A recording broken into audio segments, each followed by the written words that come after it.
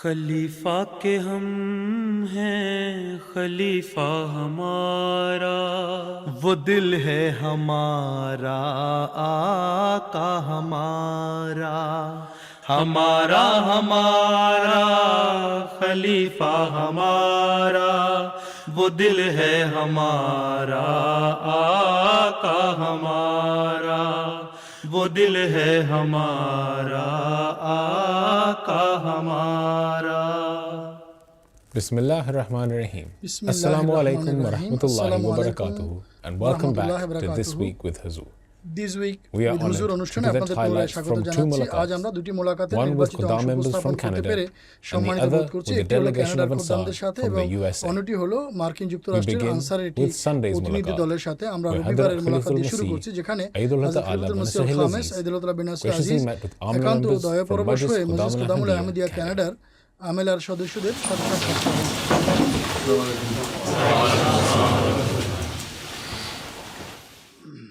On the 5th of April, 5 April কানাডার মজলিস খুদামুল আহমদিয়া মোকামি রিজিয়নের আমেলার সদস্যরা হযরত খলিফাতুল মসিহ আল খামেস আইদুল্লাহ বিন নাসির আজিজের সাথে একটি মোলাকাতের সৌভাগ্য লাভ করেন।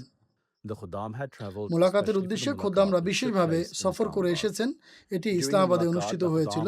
মোলাকাত চলাকালীন সকল খোদ্দাম নিজেদের এবং তাদের নিজ নিজ বিভাগের পরিচয় প্রদানের এবং হযরত আমিরুল মুমিনিন আইদুল্লাহ বিন নাসির আজিজের দিক নির্দেশনা লাভের সুযোগ পেয়েছেন। আমি নাজেম তালিম হিসেবে সেবা প্রদান করছি। নাজেম তালিম হিসেবে কি কি কাজ করছেন? হুজুর, আমি খোদ্দামদের জামাতের সাহিত্য এবং মুসলিম ইসলামের বইগুলোর প্রতি উৎসাহিত করছি এবং পবিত্র কোরআনের প্রতি তাদের দৃষ্টি আকর্ষণ করছি। হুজুর জিজ্ঞেস করছেন, আপনি নিজে কয়টি বই পড়েছেন? হুজুর, আমি হযরত মুসলিম আসলামের 60টি বই পড়েছি। খুব ভালো, এটি প্রশংসনীয়। আপনি কি আমেলার সদস্যদেরও পড়ার জন্য উৎসাহিত করেন? প্রথমে আমেলার সদস্যদের দৃষ্টি আকর্ষণ করুন এবং তাদেরকে পড়ার জন্য অনুপ্রাণিত করুন, তাহলে অন্য খোদ্দামরাও এর অনুসরণ করবে। ঠিক আছে? আমার নাম হাসান ফকর, আমি নাজেম তাজনিদ হিসেবে সেবা প্রদান করছি। তাজনিদ কি সম্পূর্ণ হালনাগাদ আছে? হ্যাঁ হুজুর, এটি হালনাগাদ দেখার চেষ্টা করছি আমরা। আপনারা নতুন সদস্যদের বা যারা আতফাল থেকে উন্নীত হয় তাদের কিভাবে নিবন্ধিত করেন? হুজুর, আমরা কেন্দ্র থেকে আপডেট পাই। কেন্দ্রে মূলত তৃণমূল পর্যায় থেকে তথ্য সরবরাহ করা উচিত। আপনাদের জামাত এবং মসজিদগুলোরই কেন্দ্রীয় দপ্তরে তথ্য পাঠানো উচিত, এর উল্টোটা নয়। আপনাদের অবশ্যই তাদের কাছে তথ্য সরবরাহ করতে হবে। আপনারা ঘরে বসে আছেন কিন্তু বাইরের লোকদের কাছে তথ্য চাইছেন। আপনাদের প্রতিটি বাড়িতে যাওয়া উচিত এবং আপনাদের ডাটা হালনাগাদ রাখা উচিত। জি হুজুর, মোলাকাত চলাকালীন খোদ্দামরা তাদের নিজ নিজ ভূমিকা এবং দায়িত্ব সম্পর্কিত প্রশ্ন করার সুযোগও পেয়েছেন। প্রিয় হুজুর, গত কয়েক সপ্তাহ ধরে মার্কিন যুক্তরাষ্ট্র এবং ইরানের মধ্যে চরম উত্তেজনা বিরাজ করছে, যার ফলে তেলের দাম এবং মুদ্রাস্ফীতি বৃদ্ধি পেয়েছে এবং অর্থনৈতিক মন্দার ঝুঁকি তৈরি হয়েছে। এর প্রস্তুতির বা একে মোকাবিলার জন্য খোদ্দাম হিসেবে আমরা কি করতে পারি? হুজুর বলছেন, আপনাদের নিজস্ব কোনো তেলের খনি, তেলের কূপ বা শোধনাগার নেই, অথবা আপনাদের এমন কোনো দেশও নেই যার তেলের উপর আপনাদের সম্পূর্ণ মালিকানা রয়েছে। সুতরাং তেলের ঝুঁকি কোনো মূল বিষয় নয়। এর পরিবর্তে বিশ্বে যে আন্তর্জাতিক মুদ্রাস্ফীতি দেখা দেবে এবং বিশ্ব যে অর্থনৈতিক মন্দা এবং মন্দার কবলে পড়বে, তার জন্য খোদ্দামদের প্রস্তুত ও প্রশিক্ষিত হওয়া উচিত। তাদের এমনভাবে প্রশিক্ষিত করুন যাতে তারা মানসিকভাবে প্রস্তুত থাকে এবং সংকটের সময় মনোবল না হারায়। জাগতিক মানুষ যখন তাদের অর্থ সম্পদ হারায় এবং তাদের কাছে আর কিছুই অবশিষ্ট থাকে না, তখন কেউ কেউ আত্মহত্যার চেষ্টা করতে পারে, কেউ দেউলিয়া হয়ে যেতে পারে এবং বাড়িতে বসে হতাশায় নিমজ্জিত হতে পারে। যখন অর্থনৈতিক মন্দা দেখা দেবে তখন তা হতাশা বা বিষণ্ণতা নিয়ে আসবে। একজন মজা করে বলেছিলেন, যখন বিশ্বে কোনো অর্থনৈতিক সংকট দেখা দেয় তখন তাকে রিসেশন বলে বা মন্দা বলা হয়, কিন্তু যখন এটি আমার নিজের ক্ষেত্রে ঘটে তখন তাকে ডিপ্রেশন বা হতাশা বলা হয়। তাই এটি অবশ্যই শেখাতে হবে আমরা আর কি বা করতে পারি। অতএব আপনাদের বিকল্প কাজের সন্ধান করা উচিত যা আপনারা করতে পারেন। কেবল এর উপর নির্ভরশীল থাকবেন না। আপনাদের এমন কোন ব্যবসা আছে যার সাথে মানুষ যুক্ত এবং যা প্রধানত তেল শিল্পের উপর নির্ভরশীল নয়? এমন ব্যবসা কেবল কয়েকটিই হবে, তাই নয় কি? বিশ্বের শিল্প কারখানাগুলো যে ক্ষতির সম্মুখীন হবে, আহমদীদেরও তা সহ্য করতে হবে। মানুষের মধ্যে এমন দৃঢ় সংকল্প সৃষ্টি করতে হবে যাতে এই ধরনের পরিস্থিতিতে তারা আল্লাহ তাআলার প্রতি আরো বেশি ঝুঁকে পড়ে। এটি খোদ্দামের দায়িত্ব। যখন সংকট দেখা দেয় তখন আশা বা মনোবল না হারিয়ে হতাশায় নিমজ্জিত না হয়ে আল্লাহ তাআলার সামনে মাথা নত করা উচিত এবং তার কাছে সাহায্য প্রার্থনা করা উচিত যাতে তিনি তাদের দৃঢ়তা দান করেন এবং তারা যেন নিরাপদে সংকট কাটিয়ে উঠতে পারে। ঠিক আছে? জাযাকাল্লাহ হুজুর। কিছু খোদ্দাম ভ্যাপিং বা ই সিগারেটে জড়িত এবং তারা এটিকে হারাম বলে মনে করে না। প্রিয় হুজুর, এ বিষয়ে আপনার নির্দেশনা কি? যারা আল্লাহ তাআলার কাছ থেকে দূরে সরে যায়, জামাতের সাথে তাদের কোনো সম্পর্ক থাকে না, নামাজে উপস্থিত হওয়া বন্ধ করে দেয়, তখনই এই ধরনের অভ্যাসের জন্ম হয়। তারা ইন্টারনেট এবং সোশ্যাল মিডিয়ায় অতিরিক্ত সময় ব্যয় করে এবং খারাপ সঙ্গ বেছে নেয়। এটি তরবিয়তের বিষয়। তরবিয়ত বিভাগের সক্রিয় হওয়া উচিত এবং যারা কুসঙ্গে পড়ে তাদের উপর দৃষ্টি রাখা উচিত এবং তাদের বোঝানো উচিত।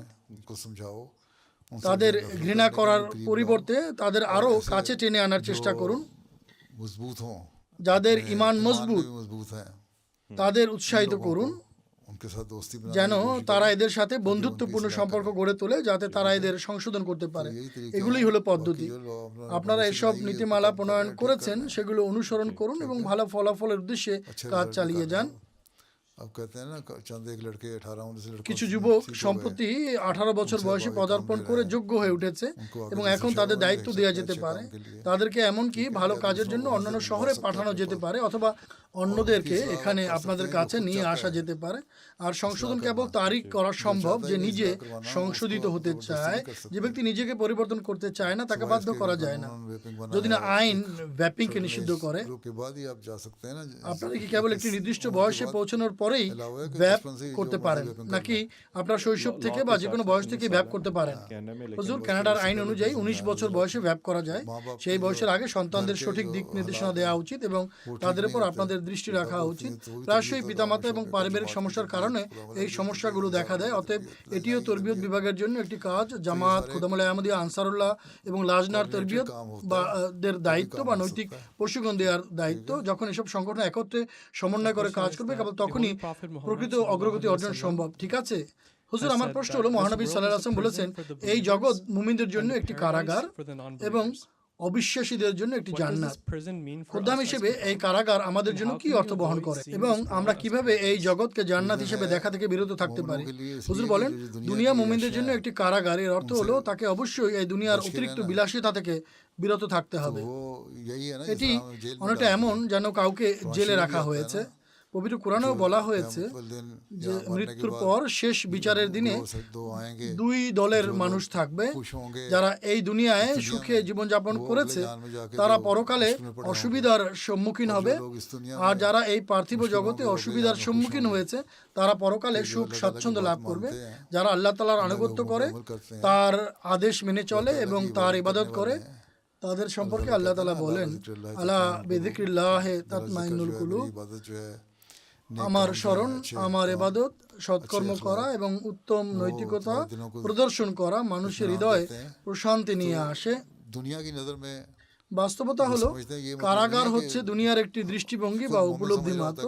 এমন নয় যে মুমিন নিজে মনে করে যে আমি জেলখানায় বন্দী আছি, বরং দুনিয়াদাররা মনে করে যে যেহেতু এই ব্যক্তি সৎকর্ম করে, সে নাচে না, মদ পান করে না, ভ্যাপ বা ই সিগারেট পান করে না, তার অন্য কোনো নেশা নেই, তার কোনো বান্ধবী নেই, সে অন্য কোনো অনৈতিক কাজে অংশ নেয় না বা ক্লাবে যায় না, তাই এসব বিধিনিষেধের কারণে এই দুনিয়া তাদের জন্য একটি জেলখানার মতো। তবু বাস্তবতা হলো এটি কেবল পার্থিব জগতের দৃষ্টিতে একটি জেলখানা। অন্যদিকে একজন মুমিনের দৃষ্টিতে এটি কোনো জেলখানা নয়। প্রকৃতপক্ষে একজন মুমিন এসব বিষয়ে আনন্দিত থাকে। একজন মুমিন কখনোই প্রার্থনা করে না যে আল্লাহ তাআলা তাকে এই জেলখানা থেকে মুক্ত করে দিন, যাতে সেও এই দুনিয়ার বিলাসিতা উপভোগ করতে পারে। এর পরিবর্তে একজন মুমিন জানে যে নিজের উপর বিধিনিষেধ আরোপ করে সে যে জেলখানায় প্রবেশ করেছে তা আল্লাহ তাআলাকে সন্তুষ্ট করার জন্য এবং পরকালে এর জন্য তাকে পুরস্কৃত করা হবে। জাগতিক মানুষ মনে করে এই দুনিয়ায় তারা যে আনন্দ উপভোগ করছে তা পরকালেও তারা লাভ করবে, অথচ প্রকৃতপক্ষে তারা পরকালে শাস্তির সম্মুখীন হবে। সুতরাং এটি হলো এর অর্থ। একজন মুমিন কখনোই ভাবে না বা কোনো নবীও কখনো বলেননি যে এই দুনিয়া একটি জেলখানা হয়ে গেছে এবং আল্লাহর উচিত তাদের এই জেল থেকে মুক্ত করা।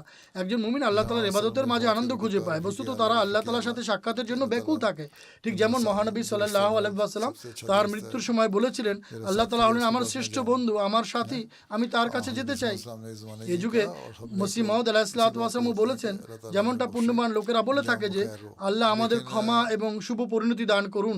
যাও, একজন জাগতিক মানুষ এটি বিবেচনাও করে না, বরং একজন জাগতিক মানুষ মনে করে এই দুনিয়া তাদের জন্য একটি জান্নাত হয়ে গেছে।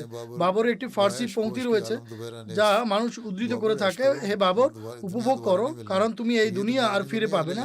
এই দুনিয়া নিশ্চিতভাবেই আর ফিরে টের পাবে না, কিন্তু পরকালে জাহান্নামের আগুনই হবে তাদের ঠিকানা। অতএব যা দৃশ্যত জগতের দৃষ্টিতে একটি কারাগার বা জেলখানা, একজন মুমিন তাকে জেলখানা বলে মনে করে না, কারণ সে জানে যে শেষ পর্যন্ত এমন একটি পুরস্কার পাবে যা তার জন্য জান্নাত স্বরূপ হবে। একজন জাগতিক ব্যক্তি মনে করে ঠিক যেমন সে এই দুনিয়ায় বিলাসিতা উপভোগ করে তেমনি পরকালেও সে বিলাসিতা উপভোগ করবে। তবে যেমন আল্লাহ তাআলা পবিত্র কোরআনে উল্লেখ করেছেন, তারা বিস্মিত হবে যে তারা ইহজগতে আরাম আয়েশে জীবনযাপন করছিল, তাহলে পরকালে কেন তারা শাস্তি পেল? তারা ভাববে পরকালেও তাদের সুখ স্বাচ্ছন্দ্য দেওয়া উচিত ছিল, কিন্তু তাদের তা দেওয়া হবে না। এটিই হলো এর অর্থ। আমার প্রশ্ন হচ্ছে, তৃতীয় বিশ্বযুদ্ধ শেষ হওয়ার পর আপনার মতে কোন দক্ষতা বা বৈশিষ্ট্যগুলো বিশ্বের জন্য সবচেয়ে বেশি উপযোগী হবে? হুজুর বলছেন, সর্বপ্রথম এবং সবচেয়ে গুরুত্বপূর্ণ বিষয় হলো আপনাকে অবশ্যই আল্লাহ তাআলার সাথে নিজের সম্পর্ক নিবিড় করতে হবে, যাতে আপনি মানুষকে সঠিক পথের পানে পরিচালিত করতে পারেন। আপনি মানুষকে বলতে পারেন, দেখুন, তৃতীয় বিশ্বযুদ্ধ সংঘটিত হয়েছিল বিশ্ববাসীর ঝগড়া বিবাদ এবং লোভ লালসা এবং অপকর্মের কারণে। আপনারা ধ্বংসলীলা দেখেছেন, এখন আল্লাহর দিকে ফিরে আসুন। তাদেরকে আল্লাহর দিকে নিয়ে আসার জন্য আপনাকে নিজের দৃষ্টান্ত স্থাপন করতে হবে। কাজেই প্রথম বিষয় হলো, অন্য যে কোনো দক্ষতা শেখার আগে আপনাকে অবশ্যই নিজের ঈমানকে মজবুত করতে হবে এবং আল্লাহর সাথে নিবিড় সম্পর্ক স্থাপন করতে হবে। তারপর যখন বিশ্বকে পুনর্নির্মাণ করা হবে, বিশ্ব ব্যবস্থা পুনর্বহাল করা হবে এবং সমগ্র বিশ্ব ব্যবস্থা মেরামত করা হবে, তখন সেই একই দক্ষতাগুলো সে সময় ব্যবহৃত হবে। আপনার যে দক্ষতা আছে তা কাজে লাগানো হবে, কারণ সবকিছু নতুন করে প্রতিষ্ঠিত হবে। আপনারা ইতিমধ্যে প্রযুক্তি, আইটি বা তথ্য প্রযুক্তি, প্রকৌশল, চিকিৎসা সম্পর্কে শিখেছেন। इंजीनियरिंग क्या चीज़ है और मेडिसिन क्या चीज़ है, तो हर चीज़ में आपको আর তাই আপনাদের আগে থেকেই যেসব দক্ষতা রয়েছে সে সময়ের পরিস্থিতির উপর নির্ভর করে সেগুলোকে পুনর্গঠন করতে হবে, রিঅর্গানাইজ করতে হবে। আপনাদের এটাই করতে হবে। প্রথম এবং দ্বিতীয় বিশ্বযুদ্ধের পরেও ঠিক এমনটাই ঘটেছিল। বিশ্ব শেষ পর্যন্ত নিজেকে পুনরায় প্রতিষ্ঠিত করেছিল। হিরোশিমা এবং নাগাসাকিতে পারমাণবিক বোমা ফেলা হয়েছিল জাপানের। সেখানে এখন প্রাণচঞ্চল শহর রয়েছে। নাগরিকরা কঠোর পরিশ্রম করেছে এবং শহরগুলোকে জনবহুল করেছে। আপনাদেরও একইভাবে কঠোর পরিশ্রম করতে হবে। আপনাদের মানুষের সংকল্প বৃদ্ধি করার পাশাপাশি তাদের সঠিক পথ দেখাতে হবে। একজন আহমদীর উপর এই দুটি দায়িত্বই থাকবে। ঠিক আছে হুজুর, আমার প্রশ্ন হলো, একজন মুমিন কিভাবে নিজের প্রতি যে সন্দেহ সৃষ্টি হয় তার মোকাবিলা করতে পারে? হুজুর বলছেন, বেশি বেশি ইস্তেগফার পাঠ করো। ঠিক আছে, ঠিক আছে হুজুর, এটি নিছকই কুচিন্তা। নিজের প্রতি সন্দেহ কি? নিজের সামর্থ্যের বিষয়ে সন্দেহ করা। এটি হলো নিজেকে অবমূল্যায়ন করা। আল্লাহর উপর ভরসা রাখো এবং নিজেকে অবমূল্যায়ন করবে না। পড়াশোনা করে তুমি যে জ্ঞান অর্জনই করেছো তার পূর্ণ সদ্ব্যবহার করো। ঠিক আছে? জি হুজুর। তদুপরি আরও শেখার জন্য আত্মবিশ্বাস এবং শক্তি দান করতে আল্লাহ তাআলার কাছে দোয়া করো। তুমি যা কিছু পড়েছো সেই জ্ঞানে নিজেকে সমৃদ্ধ করো, তাহলে ধীরে ধীরে নিজের প্রতি সন্দেহ দূর হয়ে যাবে। আত্মবিশ্বাস গড়ে তোলো। আমাদের বিশ্বকে নেতৃত্ব দেওয়ার কথা। জি হুজুর, বিশ্বকে নেতৃত্ব দেওয়াই যখন তোমার লক্ষ্য, তখন নিজের প্রতি সন্দেহ দূর হয়ে যাবে এবং আত্মবিশ্বাস তার জায়গা দখল করে নেবে। জি ঠিক আছে, ঠিক আছে হুজুর, জাযাকাল্লাহ। তুমি ভয় পাচ্ছ কেন? হুজুর, আমার প্রশ্ন হলো, কিভাবে আমরা জামাতের সাহিত্য পড়ার প্রতি অনুরাগ বা আগ্রহ গড়ে তুলতে পারি? ঠিক সেভাবেই যেভাবে আপনি 60টি বই পড়তে সক্ষম হয়েছেন। হুজুর, খোদ্দামের জন্য আপনার কি কোনো দিক নির্দেশনা আছে?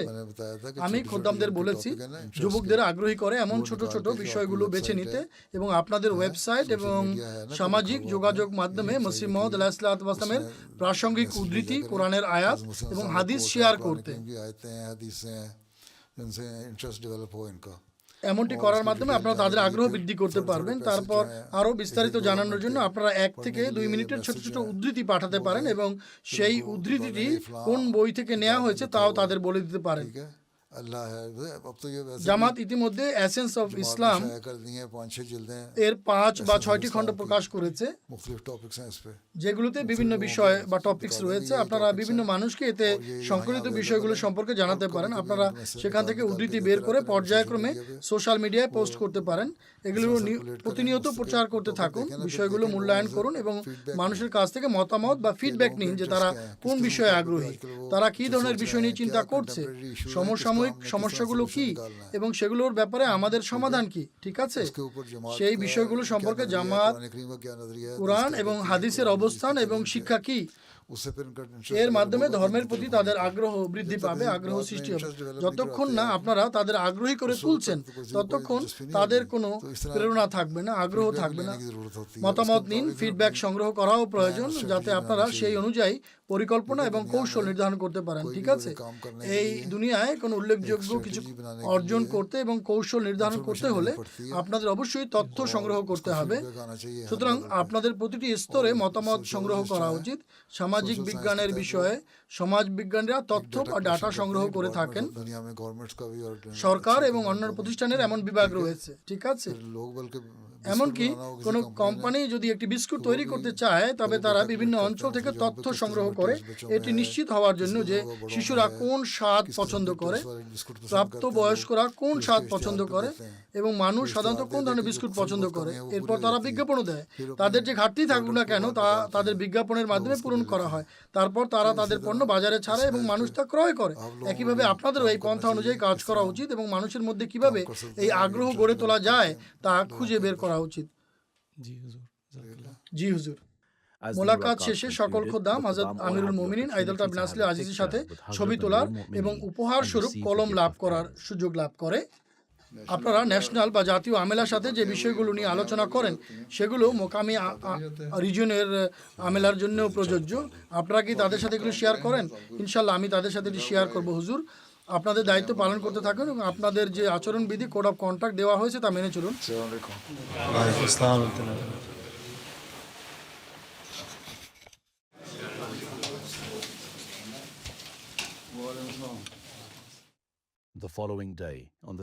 পরের দিন 6 এপ্রিল যুক্তরাষ্ট্রের সেন্ট্রাল ইস্ট রিজিয়নের আনসারুল্লাহর সদস্যরা হযরত খলিফাতুল মসিহ আইদাল্লাহ বিন আসলে আজিজের সাথে মোলাকাতের সৌভাগ্য লাভ করেন। আনসারগণ বিশেষভাবে এই মোলাকাতের উদ্দেশ্যে সফর করে এসেছেন যা ইসলামাবাদে অনুষ্ঠিত হয়েছিল। মোলাকাত চলাকালীন সকল আনসার নিজেদের পরিচয় প্রদানের সুযোগ পান এবং তাদের ঈমান ও সমসাময়িক বিষয়াবলী সম্পর্কে প্রশ্ন করারও সুযোগ লাভ করেন। অনেক ছেলে মেয়ে বিয়ে করতে দেরি করছে বা বিয়ে করতে অস্বীকৃতি জানাচ্ছে। মজলিস আনসারুল্লাহর সদস্য হিসেবে আমরা এমন ছেলে মেয়েদের কি উপদেশ দিতে পারি? হুজুর বলছেন, আমি এই বিষয়ে সবাইকে উপদেশ দিয়েছি। আনসারুল্লাহর পক্ষ থেকে এই প্রশ্নটি একজন পিতামাতার দৃষ্টিকোণ থেকে করা হয়েছে। আপনাদের উচিত ছোটবেলা থেকেই ছেলে মেয়েদের শিক্ষা দেয়া, ঠিক যেভাবে হযরত নুসরত জাহান বেগম সাহেবা হযরত আম্মা জান রাদিয়াল্লাহু আনহা তার মেয়েদের 7-8 বছর বয়স থেকেই একটি পুণ্যবান সম্বন্ধের জন্য দোয়া করার উপদেশ দিতেন।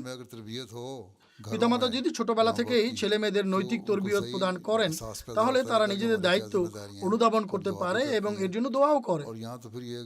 যদি কেউ কোনো পেশা বা উচ্চশিক্ষার দিকে অগ্রসর হয় তবে অনেক সময় তারা উচ্চশিক্ষিত ছেলে খুঁজে পায় না।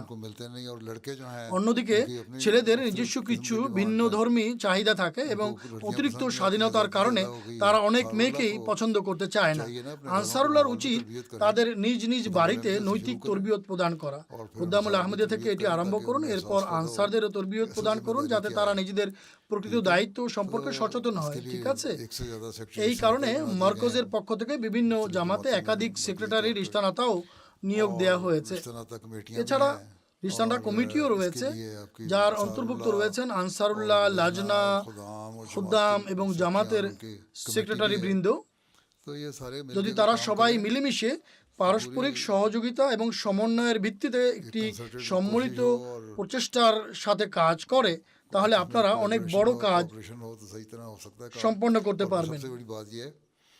তারপর সবচেয়ে গুরুত্বপূর্ণ বিষয়টি হলো নিজের বাড়ির নৈতিক তরবিয়ত।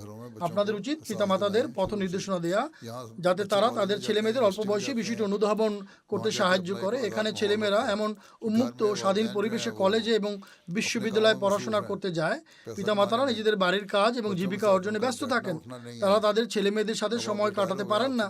এখন আপনারা অবসরপ্রাপ্ত এবং এখন হয়তো আপনারা সময় দিতে পারেন, কিন্তু সম্ভবত অতীতে আপনারা তা দিতে পারেননি। যদি আপনারা ছোটবেলাতেই আপনাদের ছেলে মেয়েদের এই বিষয়ে সচেতন করে থাকেন তবে তো ভালো কথা। অনেক সময় শিক্ষিত কারোর জন্য উপযুক্ত সম্বন্ধ খুঁজে পাওয়া কঠিন হয়ে দাঁড়ায়। কেউ কেউ জামাতের বাইরেও বিয়ে করতে চায়, তা ছেলে হোক বা মেয়ে, এ বিষয়ে আপনারা তাদের বলতে পারেন যে তারা মুসলমান হলে অনেক সময় এর অনুমতি দেওয়া হয়। প্রকৃতপক্ষে বেশিরভাগ সময় অনুমতি দেওয়া হয়ে থাকে, তবে তাদের নিজ নিজ ইমানের উপর দৃঢ় থাকতে হবে। যদি তাদের সঠিক তরবিয়ত প্রদান করা হয়ে থাকে এবং তারা নিজেদের ইমানকে গুরুত্ব দেয়, তবে কোনো সমস্যা দেখা দেয় না। এসব সমস্যা সব জায়গাতেই দেখা দেয়।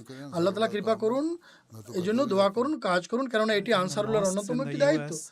আমি একথা বহুবার বলেছি, যুক্তরাষ্ট্রের মসজিদগুলোতে আমরা মাঝে মধ্যে মসজিদের জায়গায় বা সম্পত্তিতে চাঁদা সংগ্রহের কার্যক্রম দেখতে পাই।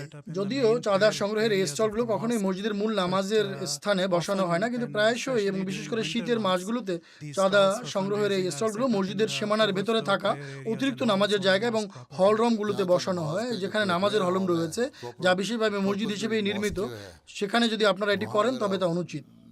তবে বাইরে যদি কোনো কক্ষ, লবি বা কোনো জায়গা থাকে, আপনারা চাঁদা সংগ্রহের জন্য সেখানে এর আয়োজন করতে পারেন। অথবা মুসল্লিরা যদি মসজিদে আসতে থাকেন এবং আপনারা সেই সময় সেখানে চাঁদার স্টল বসান, তাহলে এর অনুমতি নেই। এখন ভেবে দেখুন যে আহমদীরা মসজিদে তাদের চাঁদা সংগ্রহ করে এবং ঘোষণা দেয়। আপনারা যদি তাদের মসজিদে যান তাহলে দেখতে পাবেন যে তারা বাইরে বাক্স রেখে দিয়েছে। মানুষ যাওয়ার সময় সেগুলোতে তাদের অনুদান দিয়ে যায়। কিন্তু যেহেতু আপনাদের রসিদ প্রদান করতে হয়, এই কারণে চাঁদা প্রদানে উৎসাহিত করার জন্য আপনারা প্রবেশদ্বারে বা বাইরের দেয়ালে নোটিশ বা পোস্টার লাগাতে পারেন। তবে মসজিদের ভেতরে টেবিল বসিয়ে সেখানে চাঁদা সংগ্রহ করা উচিত নয়, শুধুমাত্র বিশেষভাবে আয়োজিত কোনো নির্দিষ্ট অনুষ্ঠান ছাড়া, এবং তাও নামাজের সময় করা যাবে না। সেক্ষেত্রে এটি সংক্ষেপে করা যেতে পারে, অন্যথায় এটি করা উচিত নয়। হুজুর, আমি মহিলাদের জন্য মেহেদি, চুড়ি, কাপড় ইত্যাদির যে বাজারের মতো আয়োজন করা হয় সে সম্পর্কে বলেছি। এটি ভুল। মসজিদের ভেতরে এটি একেবারেই করা উচিত নয়। হ্যাঁ, মসজিদের সীমানার ভেতরে, তবে বাইরের দিকে আপনি এটি করতে পারেন। আর যদি ঠান্ডা থাকে, শীতের মৌসুমে হয়, তবে এটি একটি ছোট্ট তাঁবু বা গাজেবো বা ছাউনি কাটাতে পারেন আপনারা, বা অন্য কোনো ব্যবস্থা করতে পারেন। কিন্তু মসজিদের ভেতরে এমন বাজার বসানো যাবে না, ঠিক আছে? যদি বাইরে কোনো জায়গা বা প্রাঙ্গণ থাকে তবে এটি সেখানেই রাখুন। কেউ কেউ এটি করে থাকে, তবে এমনটি মসজিদের চাঁদার জন্য আমি বলছি এটি এভাবে ভেতরে করা উচিত নয়। পুরো ব্যবস্থাই বাইরে রাখা উচিত। হ্যাঁ, ঘোষণা দেওয়া যেতে পারে, কারণ এটি একটি ধর্মীয় সেবা। নির্দেশনা হলো যে ধর্মীয় উদ্দেশ্য ছাড়া অন্য কোনো ধরনের ঘোষণা মসজিদে দেওয়া উচিত নয়। পার্থিব কোনো এলান বা ঘোষণা মসজিদে দেওয়া উচিত নয়।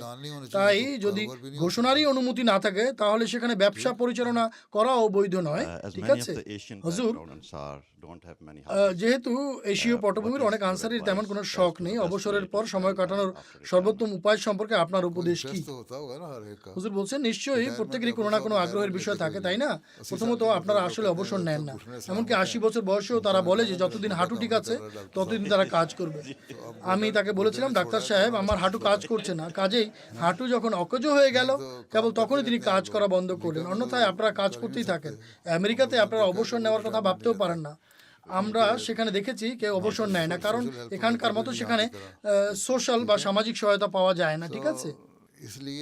কাজেই এ কারণে আপনাদের চিন্তা করে দেখা উচিত আপনাদের আগ্রহের বিষয়গুলো কি। সে অনুযায়ী এমন লোকদের জামাতের কাজে লাগান, ঠিক আছে? যদি তারা অবসরপ্রাপ্ত হন এবং তাদের আয়ের কোনো উৎস থাকে, তাহলে তাদের উচিত তা সংসারের পেছনে ব্যয় করা, পরিবারের পেছনে ব্যয় করা, অথবা যদি তাদের বাড়ি সম্পূর্ণভাবে নিজেদের হয়ে গিয়ে থাকে, ফ্রিহোল্ড হয়ে যায় এবং কোনো মর্টগেজ ইত্যাদি না থাকে, তাহলে তারা এর ব্যয়ভার বহন করতে পারেন। অন্যথায় তারা বাড়ি বিক্রি করে ছোট কোনো বাড়িতে থাকবেন। কিন্তু তারা যেখানে থাকুন না কেন, তারা যদি দৈহিক কাজ করতে সম্পূর্ণ অক্ষম হন কিন্তু হালকা কোনো মানসিক বা ডেস্কের কাজ করতে সক্ষম হন, তবে জামাতের উচিত তাদের কাজ দেয়া, যাতে তারা ব্যস্ত থাকেন, ঠিক আছে? আর কিছু না হোক, যদি তাদের জ্ঞান থাকে তবে তাদের অনুবাদ ইত্যাদির কাজে লাগিয়ে দিন। আপনারা এই যে কমিটিগুলো গঠন করেছেন, এগুলো তো এ কারণেই গঠন করেছেন, তাই নয় কি? দেখুন কিভাবে তাদের কাজে লাগানো যায় সে বিষয়ে আপনারা চিন্তা ভাবনা করুন। আর এর জন্য ইতিপূর্বে অগণিত দিক নির্দেশনা দেওয়া হয়েছে। আমি 20 বছর আগেই বলেছিলাম আমাদের বার্তা, যেটা আসল বার্তা, সবার কাছে পৌঁছায়নি। কাজেই এই কাজে তাদের লাগিয়ে দিন, ইনশাআল্লাহ হুজুর। অতএব বয়োজ্যেষ্ঠদের কাজে লাগান। যদি তারা অন্য কিছু করতে না পারেন তবে তাদের এই কাজটিই করতে দিন। এটি আধ্যাত্মিক স্বভাবের বিষয়। তাদের পরকালের জন্য উপার্জন করতে দিন। এখানে আপনাদের যা উপার্জন করার ছিল তা আপনারা করেছেন। এখন পরকালের জন্য উপার্জন হলো ধর্মের কাজ করা, ঠিক আছে? আল্লাহ তাআলা যতটুকু অতিরিক্ত জীবন দান করেছেন সেটিকে তাহলে সঠিকভাবে কাজে লাগান, ইনশাআল্লাহ। জাযাকাল্লাহ। এটাই হলো প্রকৃত উদ্দেশ্য, ঠিক আছে? আমার প্রশ্ন হলো, আজকাল স্বাস্থ্য খাতে কৃত্রিম বুদ্ধিমত্তার প্রবণতা উল্লেখযোগ্যভাবে বৃদ্ধি পাচ্ছে। তাই একজন ডাক্তার হিসেবে আমি আপনার দিক নির্দেশনা এবং উপদেশ প্রার্থনা করছি। ভবিষ্যতে নৈতিকতার ভিত্তিতে কাকে বিশ্বাস করা উচিত? যেহেতু আমি সংক্রামক ব্যাধির একজন ডাক্তার, এর একটি উদাহরণ হলো, যদি আমি কারো রোগ নির্ণয় করি এবং কোনো অ্যান্টিবায়োটিক লিখে দেই, আর কৃত্রিম বুদ্ধিমত্তা তাকে বলে যে এই ডাক্তার ভুল অ্যান্টিবায়োটিক দিয়েছেন, অথবা আপনার আদৌ অ্যান্টিবায়োটিকের প্রয়োজন নেই, সেক্ষেত্রে কি করা উচিত? হুজুর বলছেন, আসল কথা হলো কৃত্রিম বুদ্ধিমত্তাকে কে তথ্য সরবরাহ করেছে? আপনাদের মতো ডাক্তাররাই তো দিয়েছেন, তাই না? ঠিক আছে, আপনি সংক্রামক ব্যাধির একজন ডাক্তার, কিন্তু সেই একই ক্ষেত্রের অন্য কোনো বিশেষজ্ঞ একই অবস্থার জন্য ভিন্ন কোনো ওষুধ খাওয়ার পরামর্শ দিতে পারেন। ঠিক আছে, এই যে কোভিড ছড়িয়ে পড়েছিল, হ্যাঁ, আমরা তাতে সামনের সারির যোদ্ধা ছিলাম, সেজন্য আপনারাই তো বলছিলেন যে ইনজেকশন নিতে হবে এবং এই করতে হবে, সেই করতে হবে। কিছু কোম্পানি কেবল টাকা উপার্জনের জন্য এমন ইনজেকশন প্রস্তুত করেছিল যার ফলে মানুষ তাদের বিরুদ্ধে চলে গিয়েছিল এবং এর একটি প্রতিক্রিয়াও দেখা দিয়েছিল। আপনারা সেই প্রতিক্রিয়ার কোনো উত্তর দেন না, আপনারা কেবল বলেন যে এটি নির্দিষ্ট শতাংশ মানুষের জন্য সফল হয়েছে এবং কেবলমাত্র ওই নির্দিষ্ট শতাংশের ক্ষেত্রেই ফলাফল ভালো আসেনি। ঠিক আছে, এর অর্থ হলো পেশাগত দিক থেকে যেহেতু আপনাদের ফলাফল 70% উপরে ছিল, তাই সেগুলোকে আশাব্যঞ্জক ফলাফল হিসেবে বিবেচনা করা হয়। আর আশাব্যঞ্জক ফলাফল মানেই হলো তা সফল। এখন ওই 70% মানুষই বেশি শোরগোল করে। যে 70% মানুষ সুস্থ হয়েছে তারা শোরগোল করবে না, তারা কিছুই বলবে না। তাছাড়া আপনাদের নিজেদের পেশার মধ্যে কিছু ডাক্তার ছিলেন যারা এর বিরোধী ছিলেন। কৃত্রিম বুদ্ধিমত্তার ক্ষেত্রে এমন কোনো বিষয় নেই। উদাহরণস্বরূপ ধর্মের বিষয়েরই কথাই ধরা যাক। হ্যাঁ, এর উত্তর কি আসে তা দেখার জন্য আমরা এখানে একটি প্রশ্ন দিয়েছিলাম এআইকে। এআই উত্তরে বলেছিল যে এই সম্পর্কিত হাদিস এমন এবং এর উত্তর এভাবে দেওয়া হয়েছে। তারপর প্রশ্নকারী, তিনি আমাদের একজন আহমদী, আমি তাকে এটি করতে বলেছিলাম, বললেন তোমার উত্তর ভুল, আসল উত্তর হলো এই হাদিসটি এর বিরোধী। তখন এআই বলে, হ্যাঁ আপনি ঠিক বলেছেন, আমার উত্তর ভুল ছিল। অর্থাৎ এআই নিজেই তা স্বীকার করে নিয়েছে। ঠিক আছে, কাজেই আপনাদের চিকিৎসা পেশাতেও এআই এর এই একই অবস্থা। আপনারা এর উপর এতটা নির্ভর করতে পারেন না আর একে বিশ্বাসও করতে পারেন না। এআই এর নিজস্ব কোনো মন বা মস্তিষ্ক নেই। এআই এর পেছনে আপনাদের মস্তিষ্কই কার্যক্রম পরিচালনা করছে। ঠিক আছে, একবার এতে তথ্য সরবরাহ করলে তারা একটি উত্তর দেয় অথবা এর সামনে অনেকগুলো মতামত আসে এবং এটি একটি সমন্বিত প্রতিবেদন তৈরি করে এবং একটি চূড়ান্ত ফলাফল উপস্থাপন করে যে এমন হওয়া উচিত। আর এটি আপনাদেরকে সেই বিষয়ের উপর একটি প্রতিবেদন তৈরি করে দেয়। তাই আপনারা মানুষকে বলুন তারা যেন এআইকে খুব বেশি বিশ্বাস না করে। আসল বাস্তবতা হলো আমরা আপনাদের পরীক্ষা করছি এবং আপনাদের বলছি যে আপনাদের এই নির্দিষ্ট রোগটি হয়েছে এবং এই হলো আপনাদের পরীক্ষা নিরীক্ষার ফলাফল। প্রথমত বর্তমান সময় ডাক্তাররা পরীক্ষা নিরীক্ষার উপর বেশি নির্ভর করেন। রক্ত পরীক্ষা করেন, পেশাব পরীক্ষা করেন, এই পরীক্ষা করেন, সেই পরীক্ষা করেন, এমআরআই করুন, স্ক্যান করুন, এটি করান। আপনারা তো এটাই করেন, তাই না? অন্যদিকে পুরনো ডাক্তাররা যেমন হযরত ডাক্তার মীর ইসমাইল সাহেব, যিনি একই সাথে গাইনোকোলজিস্ট, জেনারেল সার্জন এবং অর্থোপেডিক সার্জন ছিলেন, ঠিক আছে, এবং ইএনটি স্পেশালিস্টও ছিলেন তিনি। তারা এই সব ধরনের কাজ করতেন এবং লক্ষণ পর্যবেক্ষণ করে মানুষের চিকিৎসা করতেন। অথবা পুরোনো দিনের চিকিৎসকদের কথা ধরুন, যেমন হযরত খলিফাতুল মসিহ আউয়াল রাদিয়াল্লাহু আনহুর বিষয়ে উল্লেখ রয়েছে যে তিনি কেবল নাড়ি চেপে ধরেই বলে দিতে পারতেন যে কার কি রোগ হয়েছে। আপনারা এসবের কিছুই জানেন না, সুতরাং আপনাদের নির্ভরতা ল্যাবরেটরি বা পরীক্ষাগারের উপরেই বেশি। কাজে আপনাদেরকে তাদের বলতে হবে ল্যাবরেটরি পরীক্ষাগুলো এটি বলছে, তারই ভিত্তিতে আমি আপনাকে এই পরামর্শ দিচ্ছি। এআই ভুল বলছে কারণ এর কাছে ল্যাবরেটরির সব পরীক্ষা নিরীক্ষা নেই। এখন যেহেতু বর্তমান যুগের মানুষও পরীক্ষা নিরীক্ষা থেকে বেশি সন্তুষ্টি লাভ করে, আর একজন ডাক্তার যদি একটু মনোযোগ সহকারে তাদের পরীক্ষা করেন, স্টেথোস্কোপ ব্যবহার করেন, তবে তাতেই এক ধরনের নিরাময় লাভ হয়। যেমন ধরুন, রাবতে একজন বয়স্কা মহিলা ছিলেন, তিনি বেশ অসুস্থ হয়ে পড়েছিলেন। ডাক্তার মির্জা মুনাওয়ার আহমদ সাহেব তাকে দেখেছিলেন। তিনি তার নিজের বাড়িতেই একজন পরিচারিকা ছিলেন, বাড়িতে কাজ করতেন। তিনি তার রক্তচাপ ইত্যাদি মেপেছিলেন এবং তাকে কিছু ওষুধ দিয়েছিলেন। সম্ভবত তার জ্বর বা উচ্চ রক্তচাপ ছিল, তাই তিনি সেই অনুযায়ী ওষুধ দিয়েছিলেন। পরের দিন তিনি এসে বলেন, মিয়া সাহেব, গতকাল আপনি আমাকে যে ইঞ্জেকশনটি দিয়েছিলেন আমাকে আবার সেই একই ইঞ্জেকশন দিন। গতকাল অথচ তাকে কোনো ইঞ্জেকশন দেওয়াই হয়নি, কেবল উচ্চ রক্তচাপ মাপা হয়েছিল। ঠিক আছে, সুতরাং এটি ছিল একটি মনস্তাত্ত্বিক প্রভাব, তাই না? হ্যাঁ, কাজেই আপনারাও যদি রক্তচাপ মাপেন এবং ওষুধ দেন তবে তারা বলবে যে সব ঠিক আছে। আর বাকি বিষয়ে তাদের বলুন যে এআই ভুল এবং বলুন, দেখুন আমি অত্যন্ত মনোযোগ সহকারে আপনাকে পরীক্ষা করছি। আপনারা যখন কোনো রোগীর সমস্যার কথা মনোযোগ দিয়ে শোনেন তখন তারা এমনিতেই 50% আশ্বস্ত হয়ে যায়। ঠিক আছে, ये नहीं करा सकता। এআই এই আশ্বাস বা সান্ত্বনা দিতে পারে না। হ্যাঁ, এমন কিছু মানুষ থাকতে পারে যারা এআই এর উপর প্রবলভাবে বিশ্বাসী। সব জায়গাতেই এমন কিছু মানুষ থাকে। এখন এমনকি যখন আপনারা কোনো রোগীকে ঔষধ দেন, উদাহরণস্বরূপ যদি কোনো ডাক্তার আমাকে ঔষধ দেন, তবে আমি প্রথমে ঔষধের লিফলেটটি পড়ে দেখি এর ভেতরে কি কি আছে। আর তাতে ঔষধ প্রস্তুতকারক কোম্পানিগুলো নিজেদের সুরক্ষার স্বার্থে লিখে রাখে যে এতে এই ধরনের বা ওই ধরনের পার্শ্ব প্রতিক্রিয়া রয়েছে, এই রিয়াকশন হতে পারে। কোনো রোগী যদি সেটি পড়ে নেয় তবে সে ওই ঔষধ খাবেই না। আমার প্রশ্ন হলো, আমরা দেখতে পাই অনেক যুবতী শিক্ষাক্ষেত্রে অসাধারণ ফল করছে এবং মনোযোগী থাকছে, অন্যদিকে কিছু যুবক এক্ষেত্রে কম সম্পৃক্ত। যুবকদের উন্নত শিক্ষা উদ্বুদ্ধ করার জন্য হুজুরের কি উপদেশ রয়েছে? হুজুর বলছেন, আসল কথা হলো অনেক পরিবারে ছেলেদের বেশি গুরুত্ব দেওয়া হয়, অন্যদিকে মেয়েদের তেমন মূল্যায়ন করা হয় না। এর কারণে ছেলেদের মানসিকতা প্রভাবিত হয়। তারা ভাবতে আরম্ভ করে আমরাই তো সুবিধাপ্রাপ্ত, তাই আমাদের কাজ করার প্রয়োজন নেই।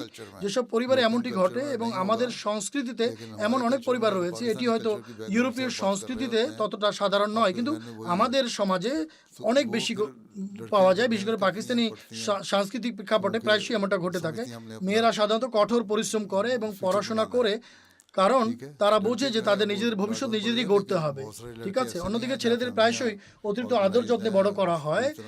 তবে এমন অনেক পরিবার রয়েছে যেখানে সবকিছু সুশৃঙ্খল এবং ছেলে মেয়ে উভয়কেই তাদের প্রাপ্য অধিকার দেওয়া হয়। আমার কাছে অনেক পরিবার আসে যেখানে ছেলেরা পিএইচডি করছে, মেয়েরাও পিএইচডি করছে, ছেলেরা চিকিৎসা পেশায় যাচ্ছে, মেয়েরাও তাই করছে। কিন্তু যেখানে সামান্যতম বৈষম্য বিদ্যমান থাকে, সেখানেই এ ধরনের সমস্যা দেখা দিতে শুরু করে। সুতরাং এ ধরনের বৈষম্য তৈরি হতে দেওয়া উচিত নয়। ঠিক আছে, উভয়ের প্রতি সমান আচরণ করা উচিত। এটি কেবল জাগতিক বিষয়ের মধ্যেই সীমাবদ্ধ নয়, এটি ধর্মীয় ক্ষেত্রেও প্রযোজ্য। মাত্র কয়েকদিন আগেই একটি মেয়ে আমাকে চিঠি লিখে জানিয়েছিল, আমাদের মা আমাদের নামাজ পড়তে বলেন এবং আমরা নামাজ পড়ি। আমার মা নিজেও খুব নিয়মিত নামাজ পড়েন এবং আমরা মেয়েরাও নিয়মিত নামাজ পড়ি, কিন্তু আমাদের ভাই একটি নির্দিষ্ট বয়সে পৌঁছানোর পর নামাজ পড়া ছেড়ে দিয়েছে। কেন? কারণ আমাদের বাবা নামাজে নিয়মিত নন। আর যখন সে তার ভাইকে নামাজ পড়তে বলেছিল, তখন সে উত্তর দিয়েছিল, নামাজ পড়া মেয়েদের কাজ, ছেলেদের কাজ নয়। যদি পরিস্থিতি এমন হয় শুধু এক জায়গায় নয় বরং সব জায়গায়, তাহলে কি করা যেতে পারে? এ কারণেই সমতা থাকা আবশ্যক এবং কোনো ধরনের বৈষম্য থাকা উচিত নয়। হুজুর, আপনি জরুরি পরিস্থিতির জন্য আমাদেরকে 3 মাসের সমপরিমাণ খাদ্য সামগ্রী মজুত করার উপদেশ দিয়ে আসছেন। দুর্ভাগ্যবশত এমন অনেকেই আছেন যারা দৈনন্দিন ভিত্তিতে খাদ্য, গ্যাস এবং ওষুধের ব্যয়ভারী বহন করতে পারেন না। এই বিষয়ে আমরা কিভাবে অগ্রসর হতে পারি? দয়া করে এই বিষয়ে আমাদের দিক নির্দেশনা দিন। দেখুন, যাদের সামর্থ্য আছে তাদের অন্তত কয়েক মাসের জন্য পর্যাপ্ত খাদ্য মজুত করে রাখা উচিত। আর যাদের একেবারেই সামর্থ্য নেই এবং তারা আহমদী, তবে জামাতের উচিত তাদের জন্য খাদ্য মজুদের কোনো ব্যবস্থা এবং আয়োজন করা। এখানে আমরা আমাদের অভাবগ্রস্ত এবং সামর্থ্যহীন লোকদের খাওয়ানোর জন্য প্রায় 3 মাসের চাল, ময়দা এবং অন্যান্য জিনিস মজুত করে রেখেছি। সুতরাং এটি জামাতের দায়িত্ব। এ কারণেই যখন মহানবী সাল্লাল্লাহু আলাইহি ওয়াসাল্লাম মক্কা থেকে মদিনায় হিজরত করেছিলেন, তখন এমন বেশ কিছু মানুষ ছিলেন যাদের বেঁচে থাকার এবং দৈনন্দিন আহারের সামর্থ্য ছিল না।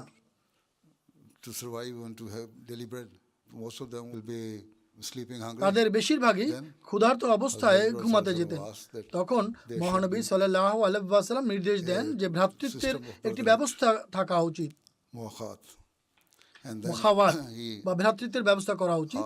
এরপর তিনি সাল্লাল্লাহু আলাইহি ওয়াসাল্লাম মদিনার প্রত্যেক অধিবাসীকে মক্কা থেকে হিজরত করে আসা একজন ব্যক্তির দায়িত্ব নেয়ার নির্দেশ প্রদান করেন এবং এভাবেই তারা পরিস্থিতি সামাল দিয়েছিলেন। আপনাদেরও এই একই দিক নির্দেশনা গ্রহণ করা উচিত।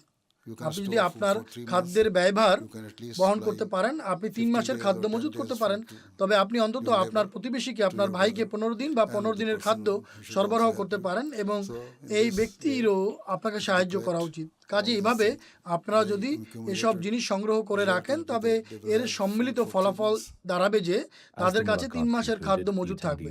মোলাকাত শেষ হওয়ার পর উপস্থিত সবাই হযরত আমিরুল মুমিনিন আদিল্লাহু তাআলা বিন আসলে আজিজের সাথে ছবি তোলার সুযোগ লাভ করেন। এই ছিল গত সপ্তাহে প্রিয় হুজুরের সাথে কিছু কার্যক্রমের মধ্য থেকে কয়েকটি উল্লেখযোগ্য অংশ। আমরা এখন আমাদের শেষ পর্ব জুমার খুতবার সারসংক্ষেপ এর মাধ্যমে শেষ করছি। আজকের জুমার খুতবায় হুজুর আদিল্লাহু তাআলা বিন আসলে আজিজ প্রতিষ্ঠিত মসিহ আলাইহিস সালাতু ওয়াস সালাম কর্তৃক আল্লাহর একত্ববাদ সমুন্নত রাখার বিষয়ে বক্তব্য দিয়েছেন। খুতবার শেষ দিকে হুজুর আদিল্লাহু তাআলা বিন আসলে আজিজ বর্তমান বৈশ্বিক সংঘাতের আলোকে জামাতকে দোয়ার আহ্বান জানিয়েছেন। হুজুর বলেন, বিশ্বের অবস্থা, বিশেষ করে মুসলিম বিশ্বের পরিস্থিতি সম্পর্কে সবাই অবগত আছেন। অনেক দোয়ার প্রয়োজন রয়েছে। যদিও যুদ্ধবিরতি ঘোষণা করা হয়েছে, তবে এটি দীর্ঘস্থায়ী হবে বলে মনে হচ্ছে না। প্রকৃতপক্ষে এতে ইতিমধ্যেই ফাটল ধরতে শুরু করেছে। ইসরায়েলি সরকার কোনো না কোনোভাবে লেবাননে হামলা চালানোর চেষ্টা করছে যাতে ইরানিদের উস্কে দেওয়া যায় এবং তারা এর প্রতিক্রিয়া দেখায়। এখন এমনকি কিছু ইউরোপিয়ান নেতাও এই পদক্ষেপের নিন্দা জানিয়েছেন। অন্তত কয়েকজন সোচ্চার হয়েছেন এবং কিছুটা নৈতিকতা প্রদর্শন করেছেন। তবে এটি সম্ভবত এর মধ্যেই সীমাবদ্ধ থাকবে। তাদের নৈতিক সাহসের পরিধি এতটুকুই। তারা এর চেয়ে বেশি কিছু করতেও চায় না, আর তা করার সাহস বা শক্তিও তাদের নেই। যা হোক, আমাদের অবশ্যই দোয়া চালিয়ে যেতে হবে। আল্লাহ তাআলা মুসলিম বিশ্বের প্রতি দয়া করুন, করুণা করুন।